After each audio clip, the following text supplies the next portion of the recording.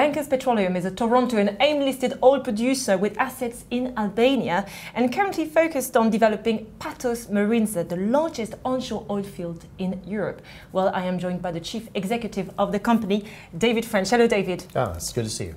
So tell me a bit more about this Patos Marinza field. What do you have there?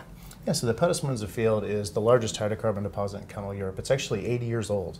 So we are the second concessionaire after Albania went democratic in the early 90s. We actually had a chance to take it over. So we've been 10 years in Albania. But it's a very interesting field. It's a heavy oil field, lots of individual sands. So we drill horizontal wells across all the sands, and we have an opportunity to grow the field. In fact, when we started, it was about 600 barrels a day. It's almost 20,000 barrels a day now. Okay, that's huge. And tell us about the cost involved there in terms of your operations. Yeah, so I think we just announced in our operation report we're producing at the lowest cost since 2009, just recently. But we enjoy about $25 margins, even at $50 Brent. So for us, it's been a really nice transformation from, even though we're heavy oil, we have one advantage that's different than, say, Canadian heavy oil players. We're right next to the coast.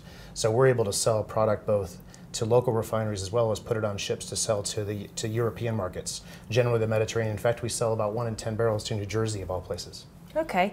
Tell us about the potential to ramp up production there. Yeah, so the nice thing about it is we have almost 800 wells in our forward inventory. So really our entire business is around deciding the pace and scale and how quickly we want to develop these wells. So we have in our plan right now, even at a mid-level pricing, so imagine $50 Brent going to $60, basically the strip between now and 2020, we can see ourselves self-funded growing from 20,000 barrels a day to 30,000 barrels a day in that same period. And that would put you in a very unique position in the sector, I suppose. We think so. I think we've positioned ourselves very well on both the cost to produce a barrel, but also the cost to find it. So when we develop wells, we produce them at about $12 a barrel of finding costs, and then it costs us, again, just almost $20 cash margins to actually produce the barrel, which we think in that heavy oil is very distinctive versus other investor choices. Okay, tell us a bit more about the overall growth strategy for the company, because it's in 3 parts, isn't it? Mm-hmm.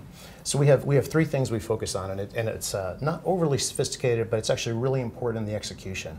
So we drill a lot of wells. If you look last year, we drilled 160 wells. We'll probably drill 60 this year. They're about $1 million apiece.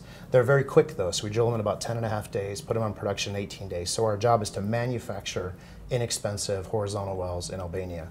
The second thing is also to focus on margin. So we have taken about $8 of operating costs out of the business over the last 3 years, focusing on not flaring gas and burning it for consumption, getting out of the diesel business, finding ways where we were trucking to remove trucking and put in pipelines instead. So there's been a tremendous effort to transform our costs. And the third thing, which is new to us, is something called enhanced oil recovery. We have started to, where it makes sense, inject a fluid in the ground to, instead of pulling from the well to produce oil, we actually push from one producer to an injector, or from an injector to producer, and we make more oil. So every pattern where we've started to inject in the ground, we're literally doubling reserves. So it's allowed us to take the corporate decline, which was about 30% year over year. It's going to be in the low 20s next year, which means for us we can drill fewer wells to show growth. It's kind of exciting. Yeah, very much so. So you've been in Albania over 10 years now, mm-hmm. I suppose, and there you are the largest foreign direct investor and one of the largest private employees in the country. I imagine your relationship with the Albanian authorities is pretty good. I think we try and manage that relationship quite a bit, obviously. We're I think 6% of the GDP, so we have a very important relationship in the country. So we not only work quite closely with the government of Albania around how do they think about fiscal take, how do they think about the regulatory environment.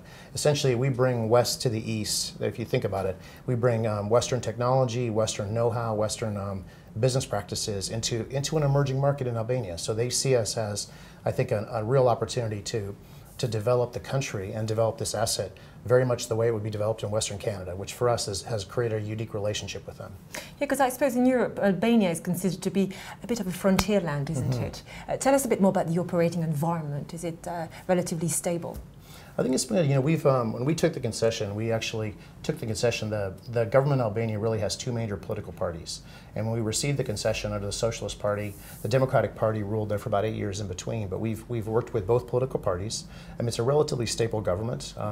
It's obviously 20 years as a democracy. So a lot of the things that they're working on right now, they're a member of NATO, but they look to be an EU candidate probably in 8 years or so. So part of the issue around it, making sure rule of law is in place, getting the regulatory regime in place, making sure they think about the carbon footprint, all the things that many of the European Union have focused on putting in place to make it a really nice commercial environment, Albania is working towards.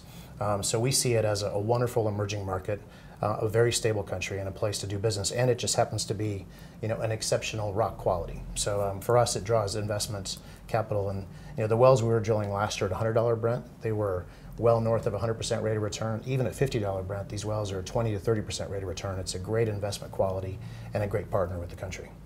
David, I'd like to know where you see the company in 5 years' time, because obviously currently you are focusing on the Patos Marinza field, but you've got 2 other concessions there as well. So what's the future for them?